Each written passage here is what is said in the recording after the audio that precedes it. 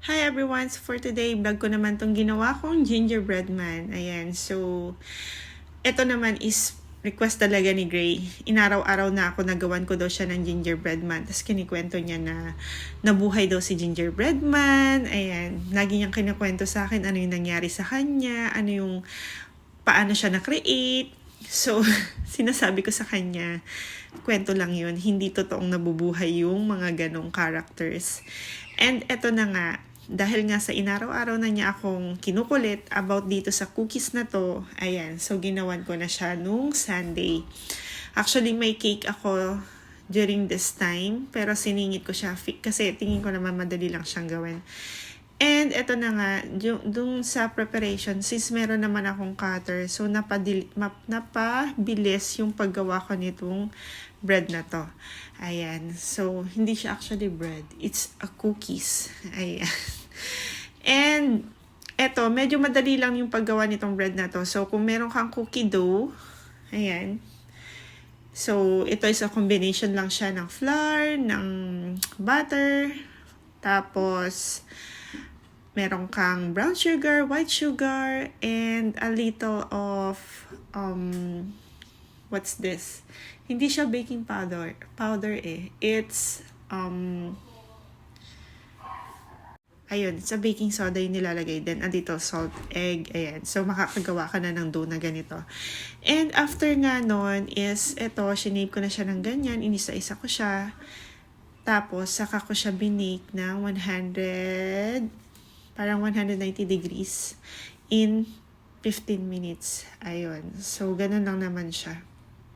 Alam niyo ba, noon, pangarap ko din naman talaga na ipag-bake yung mga anak ko. Before pa ako mag-start ng Sophia's Cakes and Pastries, is pinag-bake ko na talaga sila. Kahit oven toaster pa nga ang gamit ko noon eh. Anything na maisip ko, kaya ginagawan ko sila ng puto. Tapos, puto leche flan, yung mga simple lang siya na kahit hindi mo siya gamitan ng oven. Nagagawa ko na yun before. So sabi ko, anong magkaroon ako ng oven, gagawan ko sila ng mga gustong-gusto nilang mga cookies. And ayun na, doon na siya nag-start yung Sophia's Cakes. So dito naman sa dito sa icing sugar natin, yung pinaka-toppings natin, pang-design dun sa cookie natin. So egg white lang to. And then, nilagyan ko siya ng powdered sugar na 150 grams. Tas lemon extract. 1 tablespoon. Tas, ayan na siya. So, imimix mo lang siya. Pero ito, from time to time, nilalagay ko siya sa microwave. So, sinasalang ko siya for 5 seconds. Then, tatanggalin ko siya ulit. Tapos, imimix ko siya ng ganito. Parang 3 times ko siyang sinalang sa microwave. Ayan, para medyo maluto yung egg natin. Kasi syempre, parang fresh yung egg natin. Although, beaten naman na siya. Pero ako kasi, I'll make sure na medyo naluto din yung egg. Para para safe din siyang kainin ng bata. So, ayan na nga. Ang hirap pala mag-design. Oh my gosh. Sumakit talaga yung kamay ko dito. Or namali ako ng gamit na tip siguro dito. Kasi sobrang liit nung butas na nagamit ko. Dapat pala yung medyo wide. Para mas madaling i-pipe yung icing. Ayan. So, although runny naman itong icing nito, parang nahirapan din ako talagang i-pipe siya. Pero yun nga, first time ko naman siyang gawin. So, next time, ganun ang gagawin ko. So, ito, fast forward. Ayan, kung ano-ano na lang naisip kong i-design. Hindi na ako nag-search. Tinanong ko na lang si Gray, okay lang ba yung ganito, ganyan. So, okay naman daw. Ang mahalaga lang naman sa kanya is my eyes, my mouth.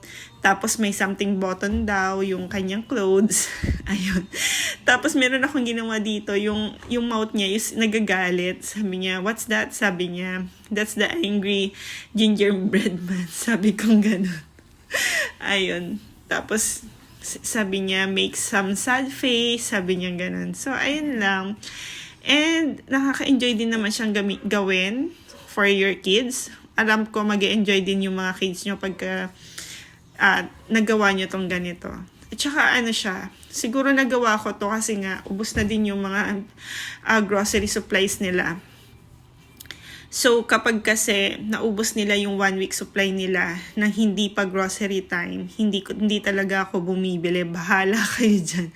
Siyempre, pusong mamon ang mami. Minsan, pag nakikita mo na talaga na naghahanap talaga sila ng food, Ayun, so mapipilitan ka talagang gumawa din, mag-bake din. Ayun, syempre, ayoko rin naman na maya-maya, sige, sila si noodles, and kapag wala silang choice, magluluto ng noodles, ng pancit canton, which is hindi siya healthy. So, eto na nga, dahil doon is nakapag-bake ako ng wala sa oras.